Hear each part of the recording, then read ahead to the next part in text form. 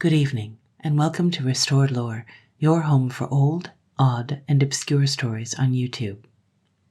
Tonight's story is Sylvain and Jocosa by the Comte de Caylus. This story was published in 1741, but first translated to English by Mrs. Lang and published in the Green Fairy Book in 1892. I am an absolute sucker for a story within a story, and Sylvain and Jocosa gives us two fairy tales in one. So now, let's open our imaginations and begin. Once upon a time there lived in the same village two children, one called Sylvain and the other Jocosa, who were both remarkable for beauty and intelligence. It happened that their parents were not on terms of friendship with one another on account of some old quarrel, which had, however, taken place so long ago that they had quite forgotten what it was all about, and only kept up the feud from force of habit. Sylvain and Jocosa, for their parts, were far from sharing this enmity, and indeed were never happy when apart. Day after day they fed their flocks of sheep together, and spent the long sunshiny hours in playing or resting upon some shady bank. It happened one day that the fairy of the meadows passed by and saw them, and was so much attracted by their pretty faces and gentle manners that she took them under her protection, and the older they grew, the dearer they became to her. At first she showed her interest by leaving in their favorite haunts many little gifts such as they delighted to offer one to the other, for they loved each other so much that their first thought was always, "What will Jocosa like?" or "What will please Sylvain?"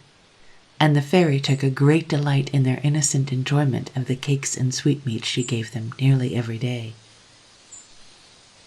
When they were grown up, she resolved to make herself known to them, and chose a time when they were sheltering from the noonday sun in the deep shade of a flowery hedgerow. They were startled at first by the sudden apparition of a tall and slender lady, dressed all in green and crowned with a garland of flowers. But when she spoke to them sweetly and told them how she had always loved them, and that it was she who had given them all the pretty things which it so surprised them to find, they thanked her gratefully and took pleasure in answering the questions she put to them. When she presently bade them farewell, she told them never to tell anyone else that they had seen her. "You will often see me again," added she, "and I shall be with you frequently, even when you do not see me." So saying, she vanished, leaving them in a state of great wonder and excitement. After this, she came often and taught them numbers of things, and showed them many of the marvels of her beautiful kingdom, and at last one day she said to them, "You know that I have always been kind to you. Now I think it is time you did something for me in your turn. You both remember the fountain I call my favorite. Promise me that every morning before the sun rises you will go to it and clear away every stone that impedes its course and every dead leaf or broken twig that sullies its clear waters. I shall take it as proof of your gratitude to me if you neither forget nor delay this duty, and I promise that so long as the sun's earliest rays find my favorite spring the clearest and sweetest in all my meadows, you two shall not be parted from one another." Sylvain and Jocosa willingly undertook this service, and indeed felt that it was but a very small thing in return for all that the fairy had given and promised to them. So for a long time the fountain was tended with the most scrupulous care, and was the clearest and prettiest in all the country round. But one morning in the spring, long before the sun rose, they were hastening toward it from opposite directions, when, tempted by the beauty of the myriads of gay flowers which grew thickly on all sides, they paused, each to gather some for the other. "I will make Sylvain a garland," said Jocosa, and "How pretty Jocosa will look in this crown," thought Sylvain.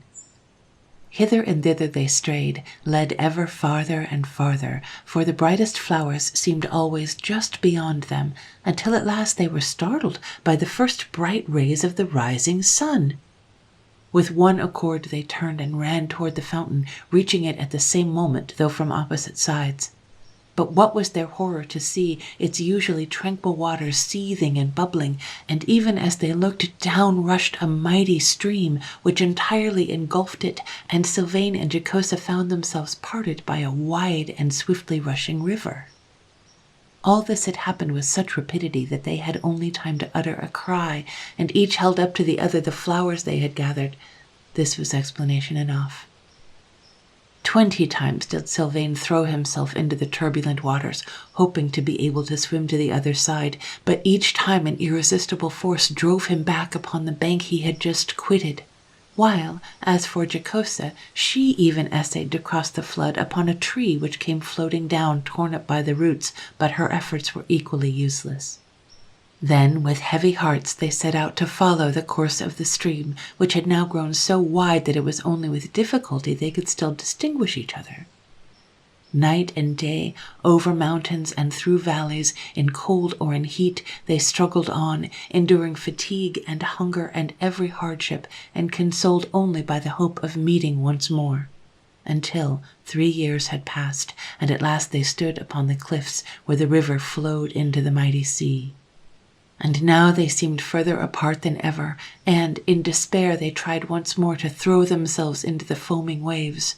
But the Fairy of the Meadows, who had really never ceased to watch over them, did not intend that they should be drowned at last, so she hastily waved her wand, and immediately they found themselves standing side by side upon the golden sand. You may imagine their joy and delight when they realized that their weary struggle was ended, and their utter contentment as they clasped each other by the hand. They had so much to say that they hardly knew where to begin, but they agreed in blaming themselves bitterly for the negligence which had caused all their trouble. And when she heard this, the fairy immediately appeared to them. They threw themselves at her feet and implored her forgiveness, which she granted freely, and promised at the same time that now their punishment was ended, she would always befriend them. Then she sent for her chariot of green rushes, ornamented with May dewdrops, which she particularly valued and always collected with great care, and ordered her 6 short-tailed moles to carry them all back to the well-known pastures, which they did in a remarkably short time. And Sylvain and Jocosa were overjoyed to see their dearly loved home once more after all their toilful wanderings.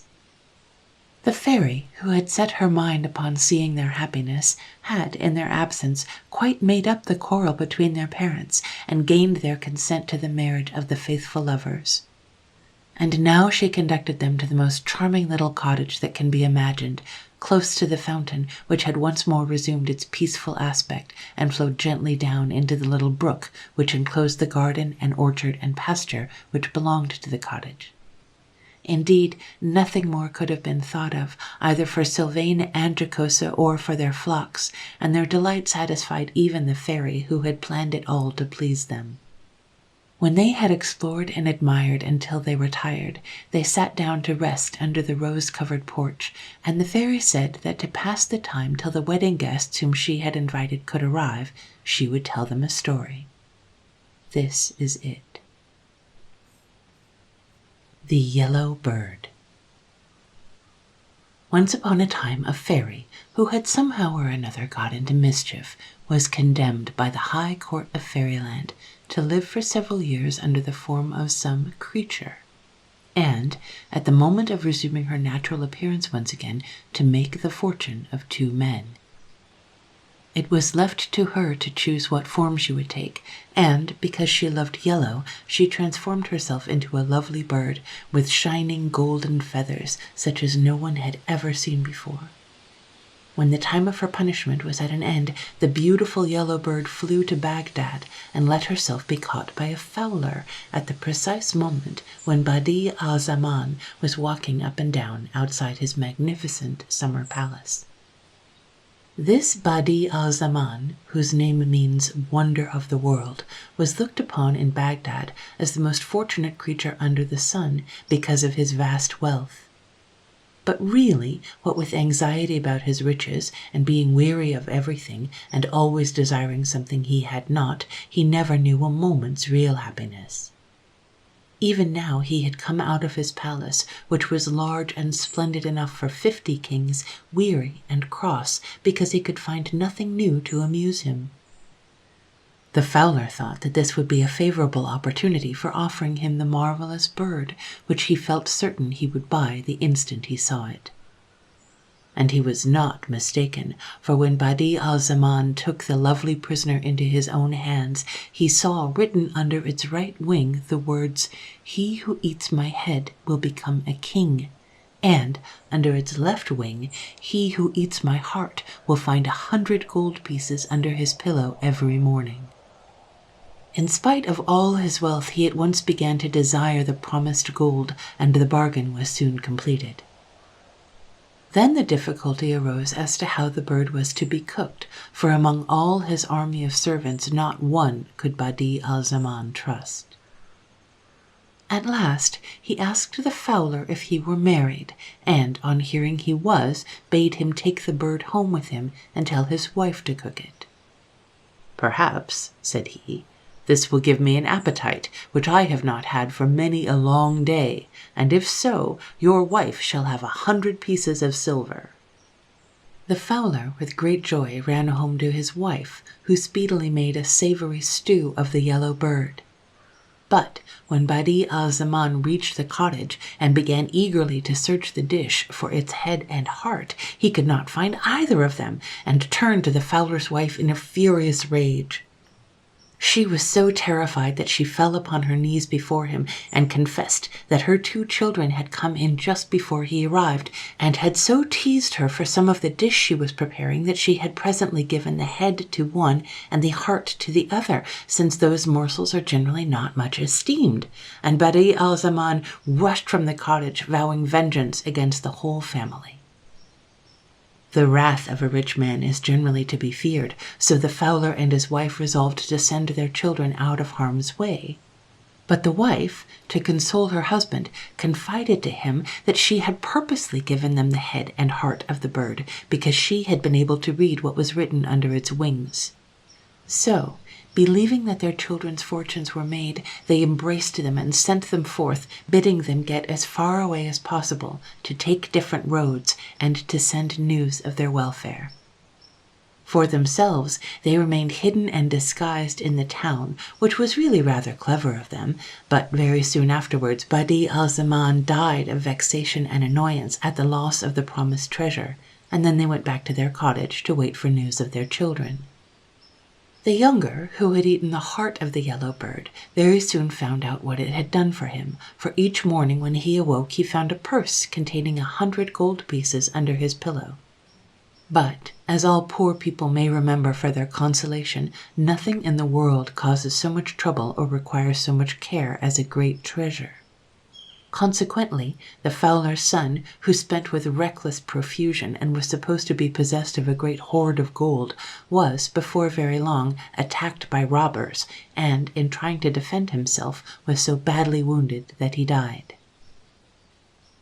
The elder brother, who had eaten the yellow bird's head, traveled a long way without meeting any particular adventure, until at last he reached a large city in Asia, which was all in an uproar over the choosing of a new emir. All the principal citizens had formed themselves into 2 parties, and it was not until after a prolonged squabble that they agreed that the person to whom the most singular thing happened should be emir. Our young traveler entered the town at this juncture, with his agreeable face and jaunty air, and all at once felt something alight upon his head, which proved to be a snow-white pigeon.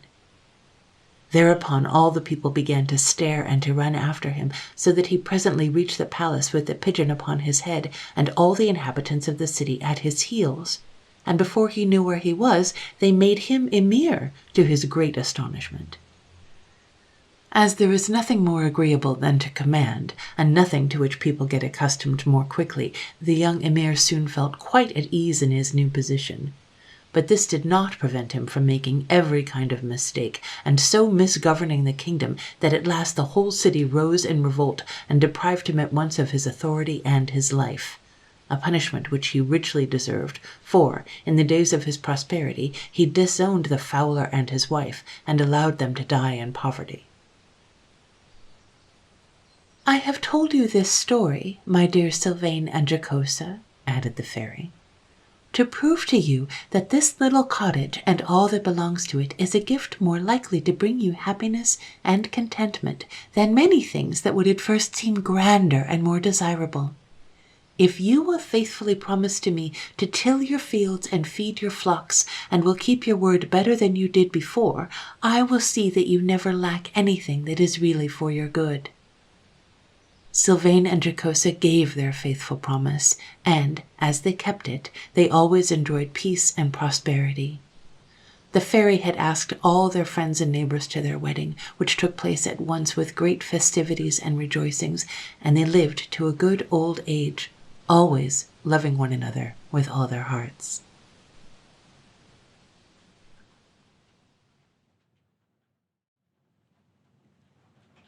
The best sentence in this story is the obvious understatement, "The wrath of a rich man is generally to be feared." This story is really very sweet. Sylvain and Jocosa always think of each other first and consider the happiness of the other and are sweet and kind to each other. And the fairy is also kind to them and thinking of their well-being and happiness and making arrangements for their future. Let us enjoy the background sound of rain. And even when they screw up, they remain faithful to each other and apologize as soon as they get the chance, and they are immediately forgiven. These are all loving people with open hearts and good natures. It's a very nice story. In The Yellow Bird, however, everything is different. The fairy did something wrong, so she's sentenced to take this form, and she lets herself be caught. And then everyone in the story gradually meets with more and more misfortune. The rich guy dies of spite, the fowler and his wife die in poverty, the sons die of violence. It's a strangely dark interlude in this otherwise quite calm, idyllic story. Underneath all the storytelling, of course, is the central theme that money does not buy happiness. And of course, this idea is always promoted by people who have money and who have always had money. So let's learn a little bit more about the Comte de Caylus. Anne Claude de Thibes-Grimard de Pestel de Lévis, Comte de Caylus, Marquis d'Estaing, Baron de Bransac, was a French antiquarian and man of letters who lived in the 18th century. Sorry for butchering the pronunciation. He was the eldest son of the previous Comte de Caylus, and his mother was the daughter of the Marquise de Villette-Meurcey. His maternal grandfather was the cousin of Madame de Maintenon, the second wife of Louis XIV, and so his mother was brought up at court. Caylus served in the military for a few years as a young man and then began traveling around Europe and the Levant, where he developed his interest in antiquities. And he would eventually become famous for not only collecting antique objects, but for commissioning drawings and etchings and reproductions of antique works and describing them in writing in minute detail. He himself eventually became an accomplished artist, and he made etchings and drawings and encaustic paintings of classic art and sculpture and monuments. And this work was and still is, of course, invaluable to historians and to designers. However, because he was an aristocrat and an expert, he also basically invented the concept of connoisseurship, the idea that knowledge and expertise can be a kind of expression of taste and of style, and thus information can somehow become fashion. And of course he wrote. He wrote extensively about antiquities and historic objects. He wrote about French high society. He wrote erotica, and he wrote these little stories. This one is actually a really good example because his stories tended to weave between Western European-style fairy tales and Middle Eastern-style fantasy. His first volume of fairy tales was published in 1741 when he was nearly 50 years old. Several of those stories were eventually incorporated into the fairy books as translated and edited by Andrew Lang and his wife. If you listen all the way to the end of the video, you get to hear me make a little confession. You know, this week I just have to return to this thing about money and happiness. Rich people go on and on about how money can't buy happiness, but that's because they don't really understand either money or happiness. For people who are born rich, they're in money like fish are in water. It surrounds them and supports them and flows through them and is part of them, but it is invisible to them. They never see it. The only thing they can see clearly are the problems that money can't solve, so those things are disproportionately real and significant to them. A better way to phrase the whole thing would be, money can't buy mental health. And of course that's true, money can't buy mental health. But money can buy the quality care and treatments that improve mental health. Money can ease the stresses and tensions that exacerbate poor mental health. Money creates ways for a person to understand and care for their mental health, whether that means a day off or early retirement. Money doesn't buy mental health, but it buys all of the things that make good mental health easier to achieve and maintain. So of course it's true that Sylvain and Jocosa could be happy in a little cottage, but it's also true that they could be happy in a mansion, and the idea repeatedly expressed in the story that poor people somehow have it easier, ridiculous. Money makes literally everything easier, and the only people who don't know that are people who have money. Anyway, thank you so much for joining me for this story tonight. Go ahead and subscribe to the channel and choose notifications so you never miss a video. At Restored Lore, I bring you the best of old and strange literature from around the world, and you wouldn't want to miss anything. Please also like this video and drop me a comment and share it if you think it's worth sharing. Thank you so much for all the support, and I will see you next week.